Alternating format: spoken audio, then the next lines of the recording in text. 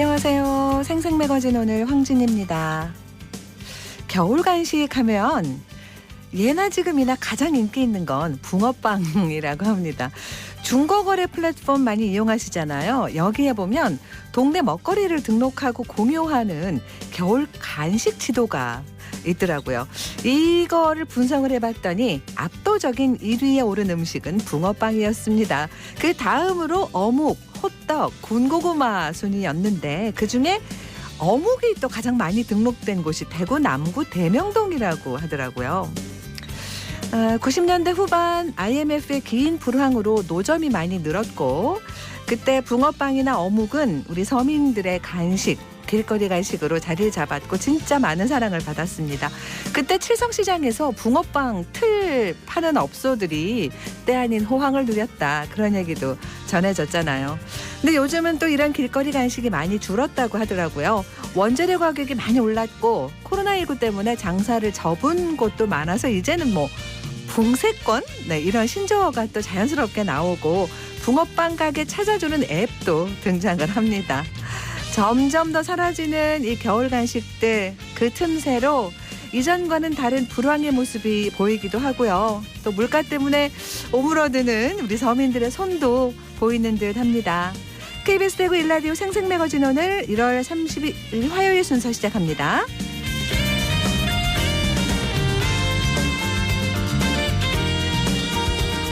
네, 1월 31일 화요일 생생매거진 오늘 대구와 경북 민 모두가 함께하는 시사정보 프로그램입니다. 오늘도 청취자 여러분 곁에 한 걸음 더 가까이 다가갑니다. 안동, 포항, 울릉 연결해서 날씨와 소식 전해드립니다. 안동입니다. 1월의 마지막 날인 오늘 경북 북부 대부분 지역에서 어제보다 5도 이상 낮게 시작하는데요. 현재 안동 영하 3도, 예천 영하 1.9도를 기록하고 있습니다. 낮에는 기온이 10도 이상 올라 안동과 예천 7도 예상됩니다. 현재 경북 북동산지에 한파주의보가 계속 이어지고 있고 바람까지 강할 걸로 예상돼 강풍 예비특보까지 발효됐습니다. 기온 변덕이 심하고 바람이 강해 감기 걸리기 쉬우니까요. 건강관리에도 각별히 신경 쓰시길 바랍니다. 영양군 지역사회보장협의체는 내일부터 1인 가구 퇴원 환자의 조기 회복과 지역사회 복귀를 지원하기 위해 영양가치 가칠 돌봄 사업을 시행합니다. 지원 대상은 영양군에 주소지를 둔 실거주 1인 가구 중에 골절과 부상에 의한 수술과 질병, 중증질환 치료 후 퇴원자 대상으로 돌봄이 필요한 사람입니다. 가구 전체 근로 무능력자로 구성된 2인 이상 가구도 포함되고 나이 제한은 없는데요. 서비스 상담을 통한 지원 여부가 결정이 되면 최대 2개월까지 무료로 서비스를 받을 수 있습니다. 지금까지 안동이었습니다. 이어서 포항입니다. 경북 동해안 하늘에 구름 많은 가운데 아침 최저기온 영하 5도 안팎으로 시작했고요. 한낮에는 9도에서 11도로 일교차 크게 벌어지겠습니다. 내일부터는 다시 기온 크게 떨어지는데요. 당분간 두꺼운 겉옷으로 체온 유지에 신경 써주셔야겠습니다. 여전히 대기는 메말라 있는데요. 건조주의보 발효돼 있습니다. 화재 예방에도 각별히 주의하시기 바랍니다. 포항시가 내일 카드 모바일형 포항사랑 상품권을 160억 원 규모로 발행합니다. 이번에는 7% 할인 혜택이 주어지는데요. 특히 이번에 발행되는 상품권의 경우 시민들의 편의를 위해서 상시 판매 금융기관 이외에도 대구은행 현금 자동 인출금기 49곳과 포항시 북구 세천년대로에 있는 DGB 셀프 창구 한 곳에서도 카드를 충전할 수 있습니다. 이 ATM기와 셀프 창구는 대구은행 계좌와 연동한 카드 충전이 이루어지기 때문에 본인의 대구은행 계좌번호를 반드시 확인한 후에 방문해야 합니다. 앞서 포항시는 지난해 포항사랑 상품권 10% 할인 행사를 연중 진행했는데요. 올해는 명절에는 할인율 10%를 적용하되 상시 판매 시 할인율은 국비 지원 규모에 따라 최종 결정될 예정입니다. 포항사랑 상품권이 그동안 시민들의 많은 관심과 사랑을 받으면서 성장해 온 만큼 앞으로도 지역경제 활기를 불어넣었으면 좋겠습니다. 지금까지 포항이었습니다. 이어서 울릉입니다. 울릉도와 독도는 맑은 하늘 보이고 있습니다. 현재 기온은 어제보다 4도 높은 5도, 습도는 56%입니다. 동해 중부 먼바다에는 남풍이 불면서 1에서 2m의 잔잔한 물결이 일고 있습니다. 오늘 여객선은 정상 운항합니다. 지난해 울릉군의 인구가 증가한 것으로 나타났습니다. 정부는 지난 2021년 전국 226개 시군구 중 울릉군을 포함한 89곳을 인구 감소 지역으로 지정했는데요. 89곳의 인구 감소 지역 중 지난해 인구가 증가한 지역은 11곳으로 울릉군은 2021년 8,867명에서 2022년 8,996명으로 129명, 1.5% 증가를 기록해 인구 증가율 2위를 기록했습니다. 이는 재작년과 작년 대형 여객선이 연이어 취항하며 육지를 오가기 편리해졌고 관광 수요가 증가한 결과로 풀이되는데요. 울릉군은 여행 관련으로 인구가 늘어났다며 과거보다 교통이 편리해진 것이 전입에 큰 영향을 줬을 것으로 보고 있습니다. 또 현재 건설 중인 울릉공항이 완공되고 해양경찰서와 소방서가 개청되면 근무 인구가 추가로 유입되는 등 울릉군 인구는 계속해서 늘어날 전망입니다. 지금까지 울릉이었습니다.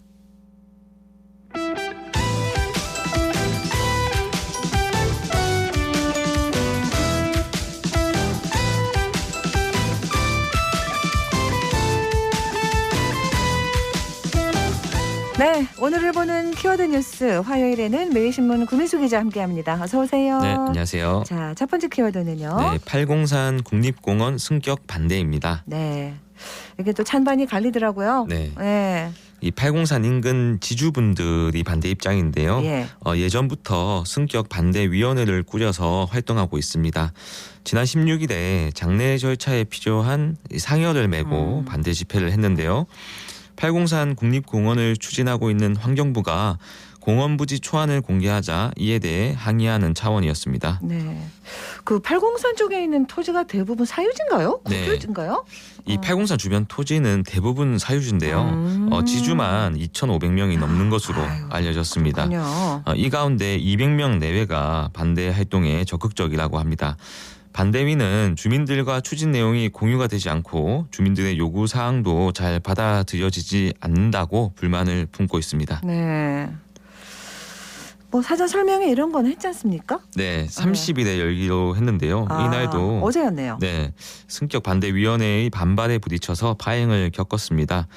지난 16일 환경부는 국립공원 경계안을 공개했는데요.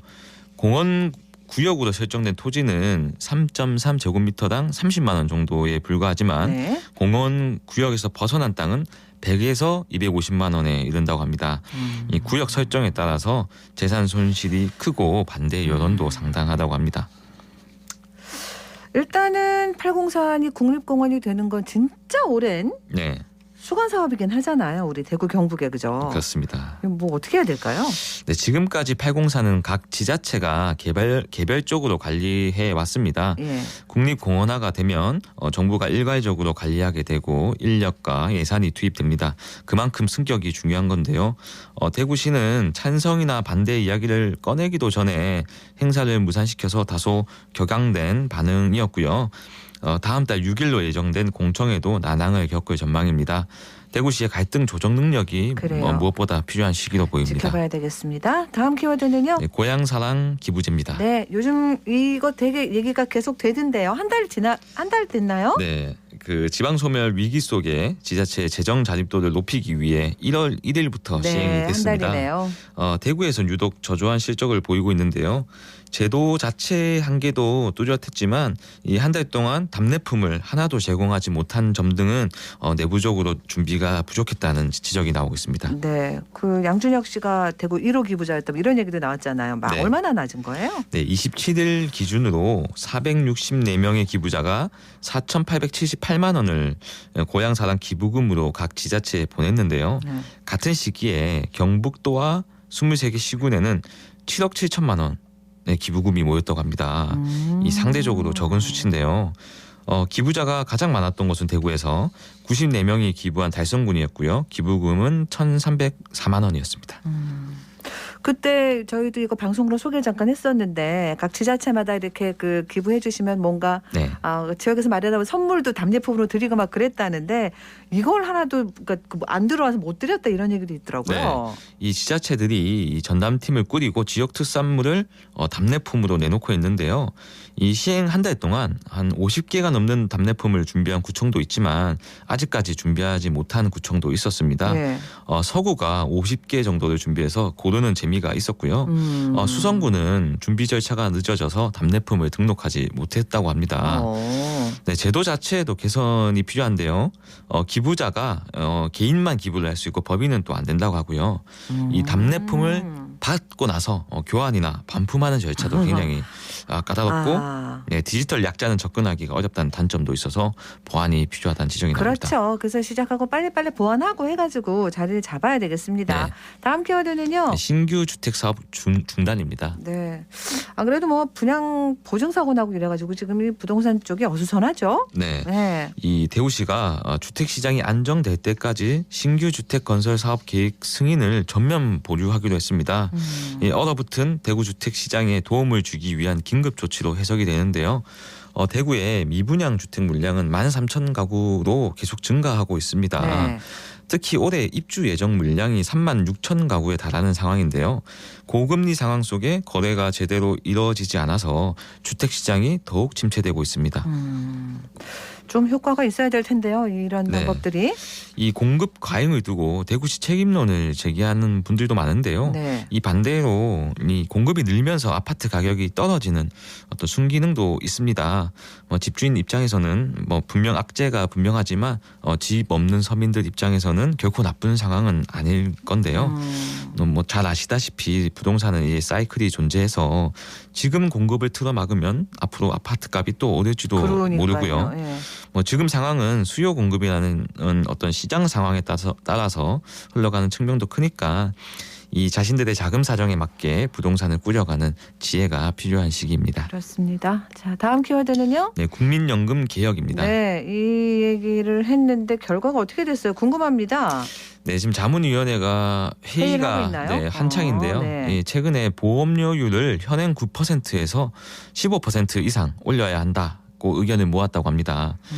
다만 재정 안정을 강조하는 쪽과 노후 소득 강화를 강조하는 쪽으로 나뉘어서 주장이 팽팽하게 맞서고 있습니다. 네.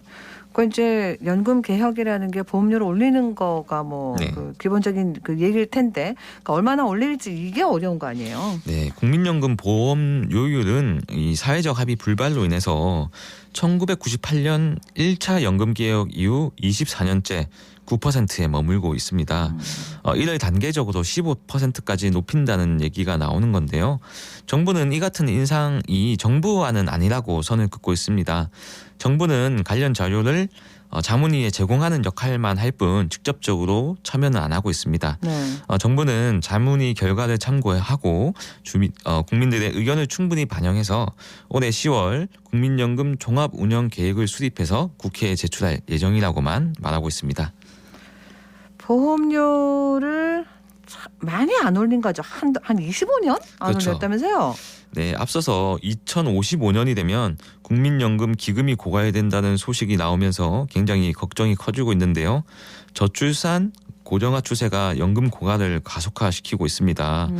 현재 한국 나이로 34살인 1990년생부터는 한 푼도 가져가지 못할 거란 우울한 전망도 나오고 있습니다.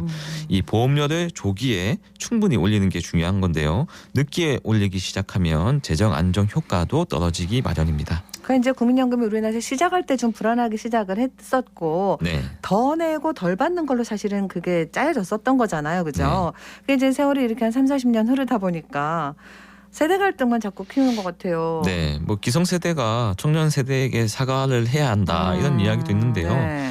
이 베이비 부머 세대들이 국민연금 가입자 신분일 때 보험료를 조금이라도 올렸어야 했는데 그러지 못했고요. 지금은 이제 수급자가 되었죠. 이는 현재 가입자들 특히 청년 세대의 부담이 가중되고 있습니다. 만약 더 늦어지면 그 다음 청년들에겐 더 큰 부담이 가게 됩니다. 그러니까 말입니다. 이 개혁 초안은 지금 확정은 어떻게 되는 거예요? 네, 자문위는 다음 주에 다시 한번 회의를 열어서 개혁안에 대한 초안을 마련을 하고요. 네. 2주 이내에 국회에 보고한다고 합니다. 과거와 달리 보험료 인상이 필요하다는데 위원 대부분이 동의를 하고 있고요. 내달 초 자문위 합의안이 만들어지면 이를 토대로 국회에 연금특위가 꾸려지고 연금 개혁안을 만들게 됩니다. 이후 여야가 국민연금법 등 법률 개정 작업을 마치면 개혁이 마무리됩니다. 알겠습니다. 다음 키워드는요? 네, 10대 마약 사범입니다. 예, 특별 단속을 했었죠? 네, 경찰청 국가수사본부가 지난해 8월부터 연말까지 5개월 동안 마약류 범죄 특별 단속 기간을 운영했는데요. 이 기간 동안 5,702명이 검거가 됐습니다. 지난해 검거된 마약 사범은 모두 12,000명인데요. 재작년보다 16% 증가해서 역대 최고치를 기록했습니다. 연령대별로는 20대, 30대가 급증하는 추세고 10대 마약 사범도 작년 한 해 294명이 검거가 됐습니다.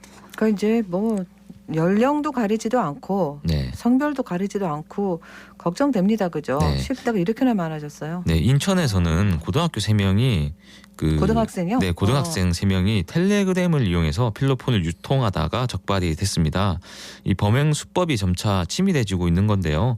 10대 마약 사범 중에는 형사처벌이 면제되는 이른바 촉법소년에 해당하는 만 14세 이하 미성년자도 상당수라고 경찰은 설명하고 있습니다. 네. 마약을 직접 재배하는 거 뭐 이런 얘기도 나왔어요. 네, 이번에 적발된 사례인데요. 네네. 김포의 한 파티룸에서 한 번에 18만 명이 동시에 투약할 수 있는 생대마와 대마 건초가 발견됐습니다. 이 파티룸 구석에 있는 방 안에서는 LED 램프, 환풍 시설, 온도계 등이 갖춰진 온실에서 대마 백주가 다 자라고 있었고요. 파티룸 운영자들은 이곳에서 대마를 재배하면서 판매까지 한 것으로 드러났습니다. 아까 뭐 SNS 그런 데로 막 했다 그러기도 하고 네. 온라인으로 이렇게 하고 이러는 거 아니에요? 네, 지금 온라인상에서 굉장히 쉽게 유통이 되는데요. 네. 이 특별 단속 기간에 적발된 인터넷 마약류 사범도 1,495명을 기록했습니다. 2021년 같은 기간보다 39.5% 증가한 수치고요. 다크앱이나 가상자산을 이용한 마약 사범도 533명이 검거가 됐습니다. 네. 또 과거에는 외국인 마약류 사범이 많았는데 최근에는 내국인이 많고 외국인이 좀 제한적이라고 합니다. 이 경찰은 급증하는 마약 사건에 대응하고자 사이버 마약 전문 수사관을 채용해서 수사 인력을 보강하고 있고요. 다크앱이나 가상자산 전문 수사팀도 전국 시도경찰청으로 확대 운영할 계획입니다. 알겠습니다. 오늘 여기서 마무리할게요. 고맙습니다. 네, 감사합니다. 화요일 키워드 뉴스 매일신문 구민수 기자와 함께했습니다.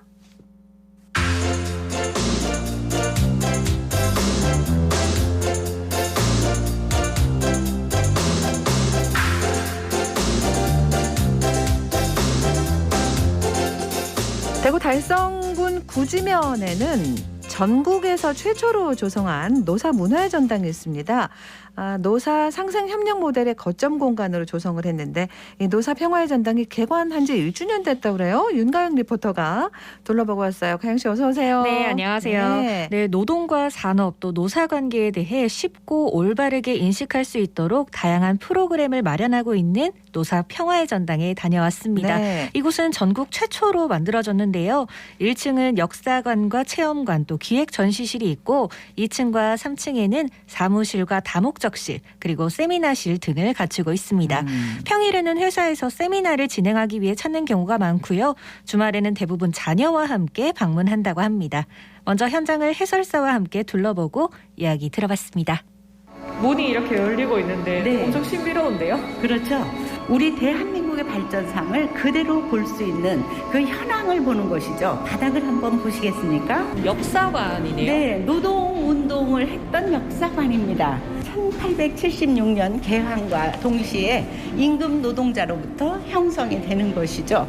노동운동에도 이렇게 전태일 열사를 만날 수 있는 버튼을 누르게 되면 영상이 되면서 전태일 민주 노동운동을 했었던 대구 사람입니다. 직업탐구소라고 스크린이 이렇게 설치가 되어 있는데 이거 제가 체험 한번 해봐도 될까요? 네, 직접 하시면 되는데요. 선생님과 어울릴 수 있는 직업을 찾아주는 직업탐구소인데요. 평화의 전당에 근무하고 있는 노동 해설사 서인원이라고 합니다. 하루에 한 80명 정도는 오시는 것 같고요. 주말에는 120에서 130명 정도 오시는데요. 저희가 직접 해설을 해드리고 있는데요. 많은 만족을 하시는 것 같아요. 특히 체험을 할 때 스스로 체험을 할 수 있는 공간이 많기 때문에 아이들도 아주 좋아하는 것 같습니다. 특히 아이들에게 직업 탐구를 할 수 있는, 그리고 자기가 어떤 것이 취미에 맞는지 그런 것도 직접 체험할 수도 있고요. 대한민국의 희망 꿈나무는 어린이들인 것 같은데요. 아이들에게 직업 체험도 하면서 직접 체험을 하고 그리고 자기가 해보기 때문에 더 흥미를 가지고 있는 것 같고요. 엄마와 함께 아빠와 함께 가족 나들이 하기에 아주 좋은 곳이 바로 이곳 노사 평화의 전당이 아닌가라는 생각을 하고 있습니다. 사실은 우리가 가영 씨도 저도 네. 어떤 노동을 하고 대가를 받기 때문에 네. 다 노동자잖아요, 그죠? 맞습니다. 네. 그런 어떤 그 흐름들을 좀 파악할 수 있는 좋은 곳인가 봐요. 네, 맞습니다. 전시뿐만 아니라 이런 노사 상생 프로그램들도 진행을 하고 있는데요. 청소년 노동교육과 노동체험 프로그램을 통해 노동 인권 침해에 대한 개념 그리고 올바른 노동 가치관을 형성하는 시간을 마련했습니다. 네. 올해는 진행했던 프로그램의 부족한 점들을 보완해서 3월부터 12월까지 지역의 중고등학생과 또 학교 밖 청소년들을 대상으로 12회에 걸쳐 교육을 할 예정이라고 합니다. 한 아르바이트 포털 사이트 조사에 따르면요. 첫 아르바이트 시작 나이가 평균 19.6세라고 합니다. 이러한 교육들이 아르바이트와 더 나아가 직장에서도 노동자의 권리를 잘 행사했으면 하는 바람입니다. 제가 찾은 날은 어린 아이와 함께 온 부모님들이 많았는데요. 이야기 들어보시죠. 너무 좋다고 이야기를 들어서 저희 집사람하고 아이들하고 이렇게 한번 와보게 되었습니다. 아들이랑 아들 친구랑 같이 왔어요. 놀이 할 수 있으니까 좋고 애들도 직업 체험 좀 할 수 있으니까 좋은 것 같아요.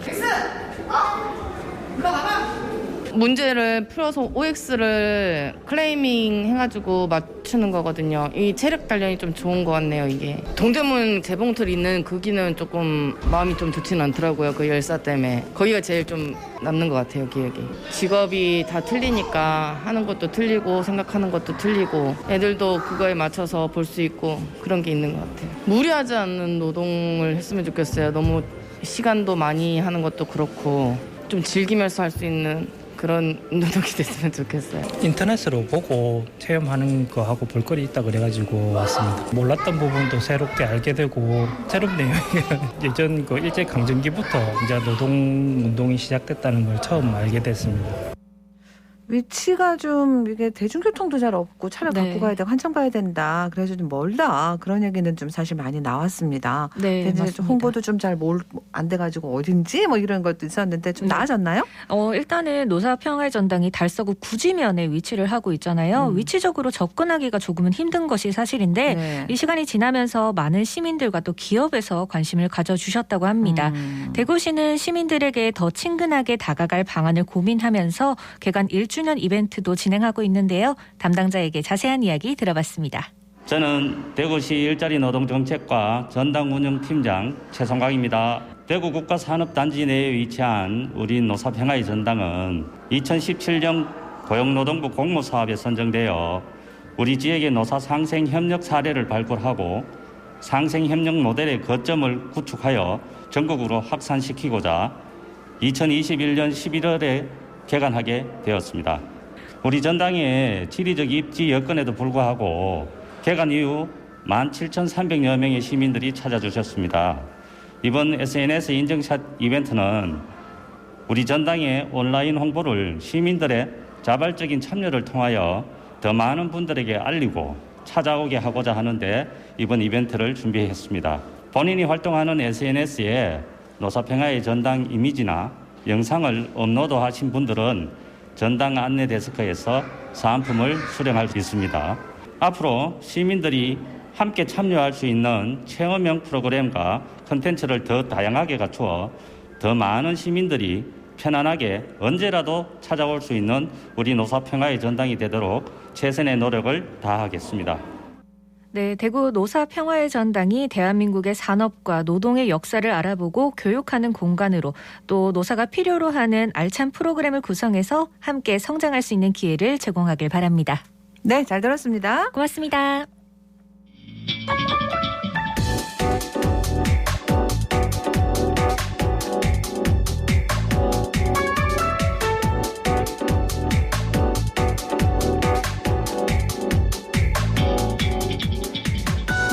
듣고 생각과 마음을 나누는 방송. 지금 여러분께서는 대구 경북을 보고 듣는 생생 매거진 오늘을 함께하고 계십니다.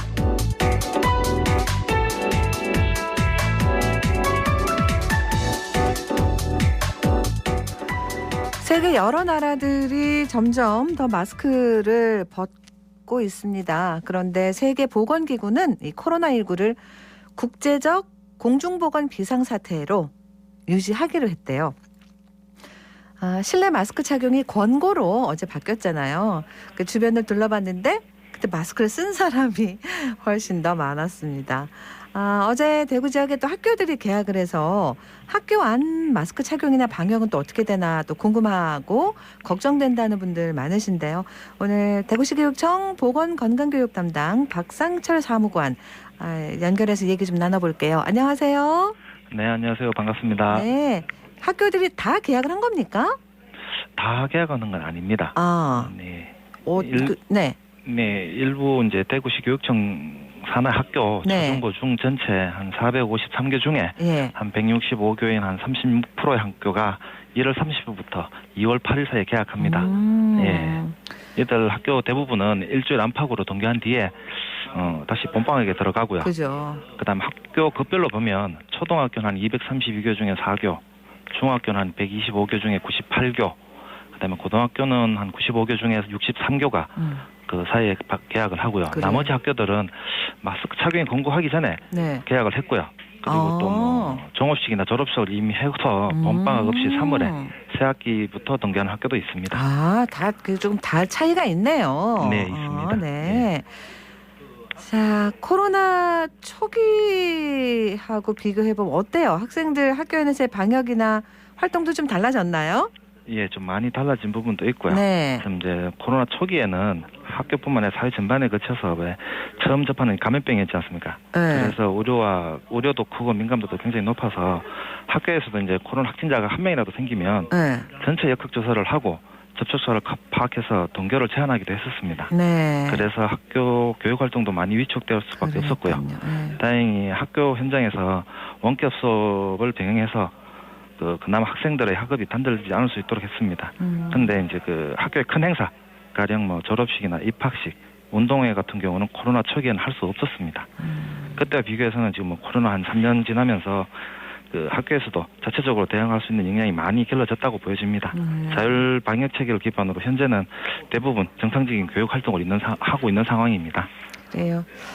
그 실내 마스크 이제 의무가 해제되고 권고로 바뀌었잖아요.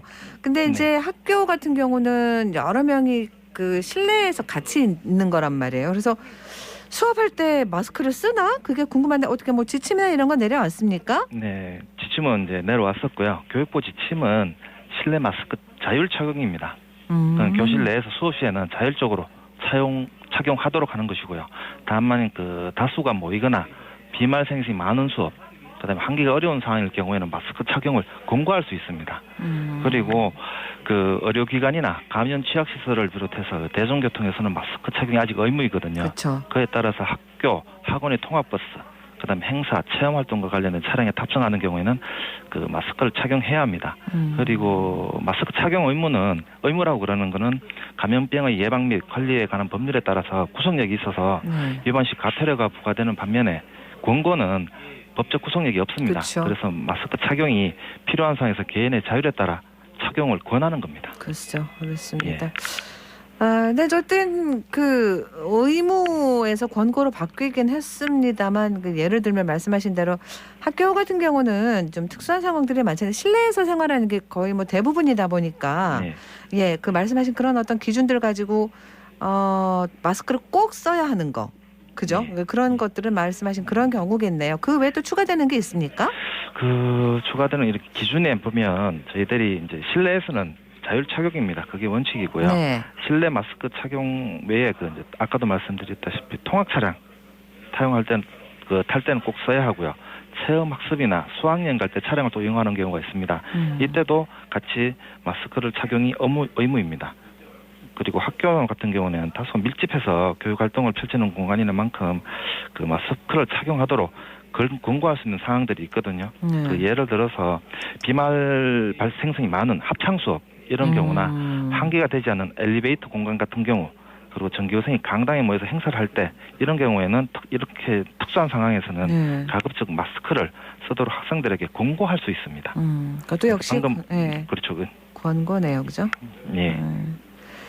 그 학생들마다도 사실은 사람 누구나 이 차이가 있잖아요, 그죠? 그렇죠. 예, 뭐 기저질환이 있다거나 아니면 뭐 예를 들어서 가족이나 뭐 주변 사람이 감염 확진됐다거나 이럴 때 그럴 때도 또 따로 뭐 어떤 걸 마련해놔야 되겠네요. 네, 그렇게 이제 아까 말씀하신 대로 코로나19 확진자라든가 접촉한 경우에는 접촉일로부터 2주간 마스크 착용이 이것도 권고입니다.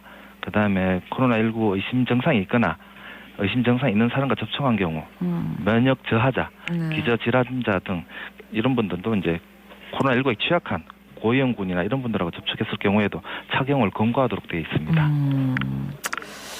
자, 교사나 학생 확진자 수는 지금도 매일 공개를 하고 따로 관리를 하는 건가요? 네, 그렇습니다. 맞습니다. 지금 교직원과 학생이 자가진단앱을 통해서 저희들에게 확진 사실을 통보하면 교육청에서는 현황을 파악하고 그 추이를 면밀히 살펴보고 있는데요. 그 교육청 홈페이지를 통해서 매일 확진자 현황을 공개하고 있습니다.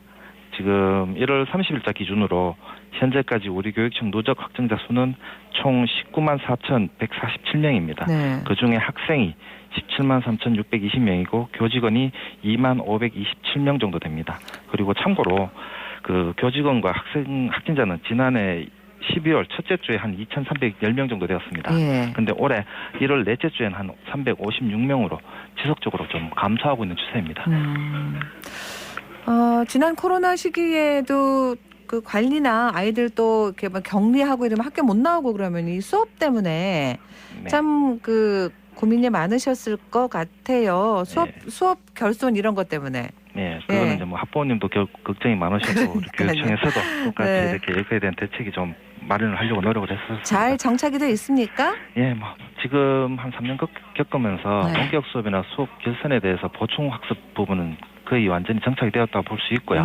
우선 내용으로 보시면 뭐 학생 자가격리나 유증상이 있을 때 학습 결손을 막기 위해서 기본적으로 지금 실시간 쌍방향 수업으로 학급 수업을 송출하고 있고요. 그다음에 교육청에서 이제 별도로 개발한 콘텐츠를 이용해서 일일 학습안을 학생과 학부모에게 안내해서 학생이 학급 플랫폼을 통해서 학습 결과를 피드백 받는 맞춤형 일일 학습을 진행하고 있습니다. 그리고 우리 교육청에서 운영하고 있는 대구 교육 포털이라고 있습니다. 거기에 대처 학습을 위해서 꾸러미 자료를 제공하는 등 다양한 방법으로 지금 지원을 하고 있습니다. 그래요. 이 마스크라는 게 사실은 사람 얼굴을 모르게 하잖아요, 그죠? 그렇죠. 눈만 있고 하니까, 그러니까 농담처럼 마스크 벗으면 못 알아본다고 그런 경우 그 씁쓸한 그런 얘기도 합니다만 아무튼 이렇게 오랫동안 마스크를 쓰는 게 특히 어린 아기들부터요, 아기들부터 해서 이 발달이나 성장이나 많은 거에 그렇게 좋은 영향만은 주지 않았을 것이다라는 연구 결과도 나오잖아요, 그죠? 학교에서도 그런 걱정들 많이 하셨겠어요.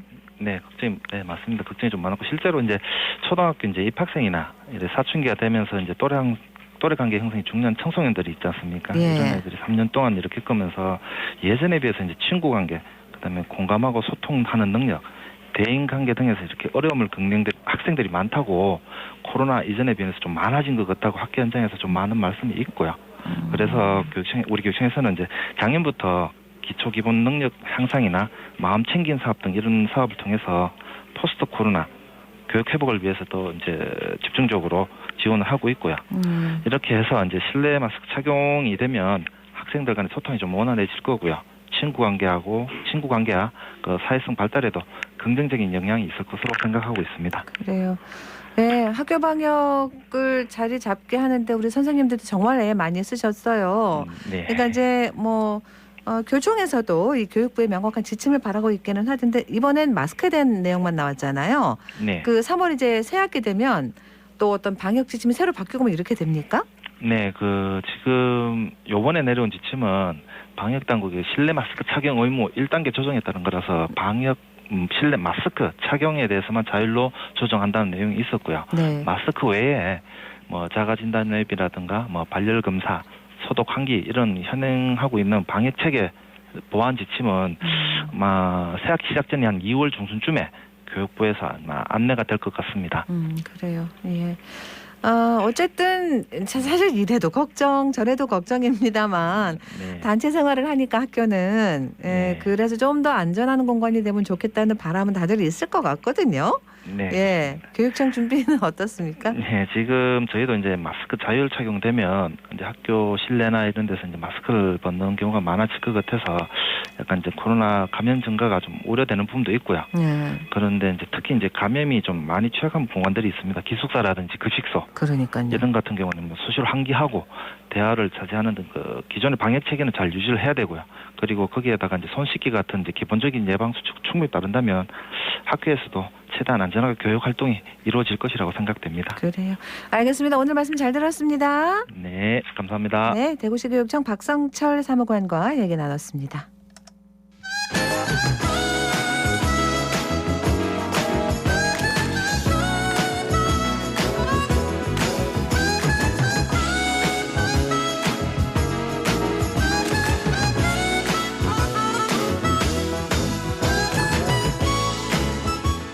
네, 서민 실수요자들의 이 고금리 부담을 줄여주기 위해서 시행하는 특례 보금자리론 대출 신청 접수가 어제부터 시작이 됐대요. 오늘 어쨌든 경제에서 이 기준 좀 알아보고 대구 달서구 분양보증사고 후속 조치는 어떻게 되는지도 알아볼게요. 대구 한의대학교 통상경제학부 송원배 겸임교수 오셨습니다. 안녕하세요. 네, 안녕하세요. 지난번에 잠깐 얘기하셨는데 이 특례 보금자리론 당초 발표한 대출금리를 더 인하를 시킨다는 얘기죠, 정부에서? 네, 맞습니다. 이 특례 보금자리론은 금리 상승기에 변동금리로 인해 가지고 서민 실수요자의 이제 위험 부담을 덜어주기 위해 가지고 안심 전환 대출과 적격 대출을 통합해서 1년간 한시적으로 운영하는 이제 정책 금융 상품입니다. 네. 이제 주택 가격 9억 이하인 경우에 소득 제한 없이 최대 5억 원까지 대출이 가능한 상품인데요. 이 당초 금융권 안팎에서는 고금리와 총부채 상환 비율 규제가 이제 이어지는 상황에서 소득을 따지지 않는 특례 보금자리론을 이용할 경우에 기존보다 받을 수 있는 대출 한도가 늘어나고 이 실수요자들의 숨통이 들 것이라고 이제 기대감이 높았습니다. 그런데 이 최근엔 은행들이 이제 대출 금리를 줄줄이 인하하자 특례 보금자리론 대출의 이제 차별적 장점이 이제 별로 없어 보이게 됐습니다. 네. 그래서 정부에서 갑작스럽게 금리를 당초 적용한 것보다 0.5% 추가로 더 낮추기로 했는데요. 그래서 이제 우대형 금리는 4.15%에서 4.65%가 되고요. 일반형은 우대형에 비해서 0.1% 좀 더 높게 책정이 됩니다. 그리고 이제 저소득 청년들에게는 우대금리 3.25에서 3.55%가 적용이 됩니다. 지금 이용하고 있는 대출을 갈아타면 상환 수수료 발생하지 않나요? 그렇죠. 통상적으로는 이제 우리 중도금 대출을 냈는 거를 상환하게 되면 조기 상환 수수료가 발생되는데요. 이 기존 이제 특례 보금자리론은 기존 주택 담보 대출을 특례 보금자리론을 갈아탈 경우에 중도 상환 수수료는 모두 면제됩니다.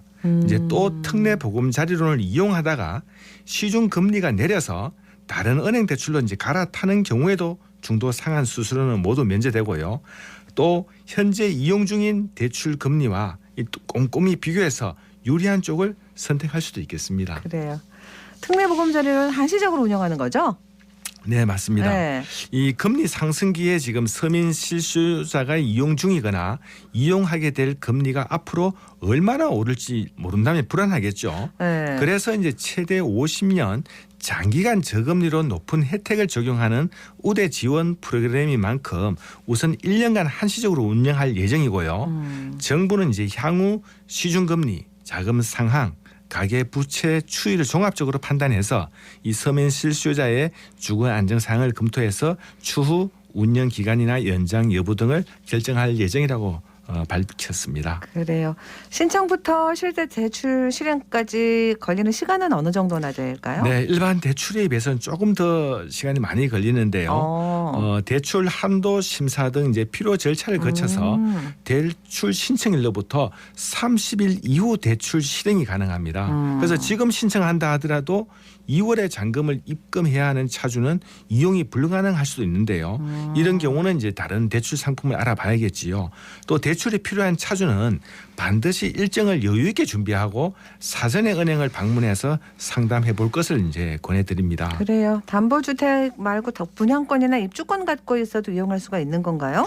네, 이 분양권과 조합원 입주권도 보유 주택 수에 포함되기 때문에 원칙적으로는 특례 보금자리로는 이용이 불가능한데요. 네. 그렇지만 구입 용도에 한해요 2년 이내에 기존 주택 처분 조건으로 이용이 가능합니다. 이제 단 특례 보금자리론 대출 실행 이후 추가 주택 취득은 금지되는데요. 추가 주택을 이제 취득한 경우는 확인일로부터 6개월 이내 추가로 취득한 주택을 처분하거나 대출을 상환해야 됩니다. 또 해당 기간 내에 처분하지 않는 경우에는 기한 이익 상실이 처리되고 3년간 보금자리로는 이용이 불가능하고요. 이 대상 주택은 건축법상 주택인 경우에 한정하고 오피스텔, 생활형 숙박시설, 기숙사, 노인복지시설 등 이 주택법상 주택이 아닌 준주택은 이용이 불가능합니다. 그렇군요. 소득 증빙도 해야 되는 거죠? 네, 우리가 일반적으로 일반 대출을 이용하게 되면 소득 증빙이 까다로운데요. 네. 지금 특례 보금자리로는 차주의 본인의 소득 증명만으로도 이제 대출 이용은 가능하고요. 다만 배우자 소득을 합산해 대출 한도를 늘리거나 부부 합산 소득 정보가 요구되는 우대 금리 혜택을 받고자 하는 차주는 부부 모두의 이제 소득 증빙이 필요합니다. 그리고 소득이 많을 때 유리한 것은 총부채 상환 비율 DTI 총부채 상환 비율 DTI가 60% 적용되는 최대 한도 5억 원까지 이용할 수 있는 것이고요. 소득이 적으면 유리한 것은 뭐냐 하면은 추가적으로 낮은 금리 혜택을 누릴 수가 있습니다. 우대형은 1억 이하, 저소득층은 6천만 원 이하, 신혼부부는 7천만 원 이하의 소득이라면은 더 낮은 금리 혜택을 볼 수가 있는 거고요. 네. 또한 이 폐업이나 이제 실직 휴직 중으로 대출이 경우에도 이제 대출 이용이 가능한데요. 이 경우에는 건강보험료 또는 국민연금 납부 내역으로 소득을 추정해서 대출 심사를 합니다. 그리고 당연히 이제 폐업 또는 실직 사실 확인서가 필요하고요. 휴직자는 휴직 직전 연간 소득으로 심사해서 서민과 사회적 취약계층을 배려한 고민이 이제 보입니다. 네. 이 특례보금자리론으로 이자 부담을 진짜 조금이라도 실질적으로 좀 줄일 수 있으면 좋겠습니다. 그리고 요즘 지역에서 아주 큰 관심을 모으고 있는 게 달서구 주상복합아파트 얘기입니다. 공사가 중단돼서 주택도시보증공사로부터 이게 사고사업장으로 분류가 됐어요. 네, 저 달서구 장기동에 건립 중인 지하 6층, 지상 30층 규모의 148세대의 주상복합 아파트입니다. 이 사업 주체는 이제 중금산업개발인데요. 주택도시보증공사는 1월 18일 날 분양 보증 사고 처분을 결정하고 분양 계약자에게 안내문을 전달했는데요. 총 사고 금액은 약 한 408억에 달합니다. 그런데 현재 공정률은 93%를 넘겼고요. 이 사고 원인은 시행사의 자금난 등을 이유로 6개월 이상 이제 공사가 중단된 것으로 알려졌습니다. 네. 이 사고 사업장은 2017년 10월 분양 승인을 얻어가지고 21년 4월 준공 예정이었는데 벌써 입주 예정일을 넘긴 지가 2년이 다 되어가고 있습니다. 네. 이 주택 경기가 호황일 때 분양해서 이 완전 분양되었지만 시행사 대표가 횡령으로 구속되고 연대보증원 시공사도 자금난에 빠져 이제 공사가 지체되었는데요. 네. 시공사의 회사 지분 매각을 시도했지만 실패로 돌아가고 결국 입주 예정자들이 보증 이행을 청구해서 분양 보증 사고 사업장이 되었습니다. 이 분양할 때 10대 1이 넘었다고 들었어요. 경쟁률이. 입주 예정자분들이 얼마나 답답하실까요? 공사 지금 못하는 거예요? 네, 주택도시보증공사는 이제 보증 사고가 발생하면 준공을 완료해서 분양 이행을 하거나 또는 현재까지 납부한 납부금을 돌려주는 환급 이행을 하게 됩니다. 환급 이행을 하는 경우에는 보증 이행 방법 회신문을 취합한 결과 분양 계약자의 3분의 2 이상이 환급 이행을 선택한 경우에 결정하는데요. 그 이외의 경우에는 보증공사에서 선택을 결정하게 됩니다.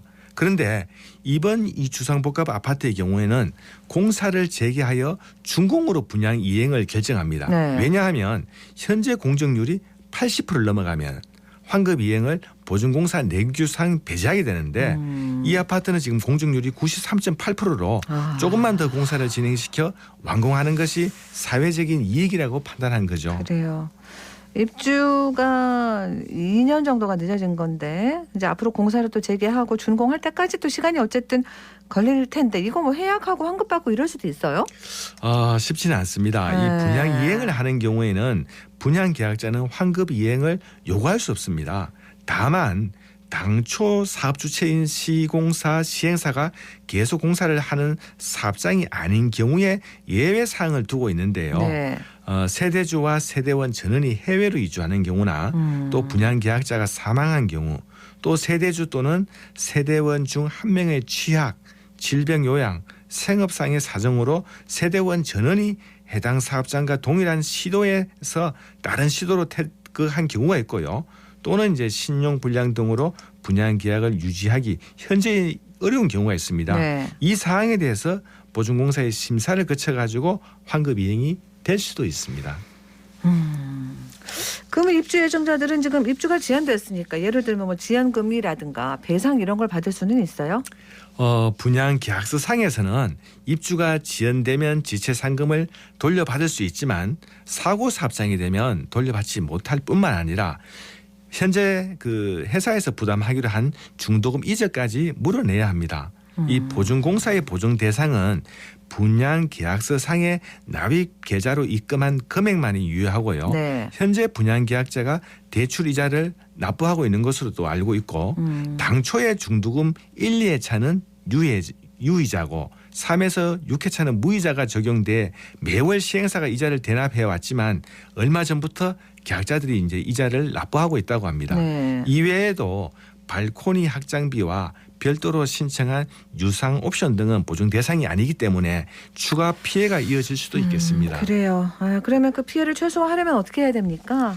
네, 환급 이행은 이제 불가능한 사항이고요.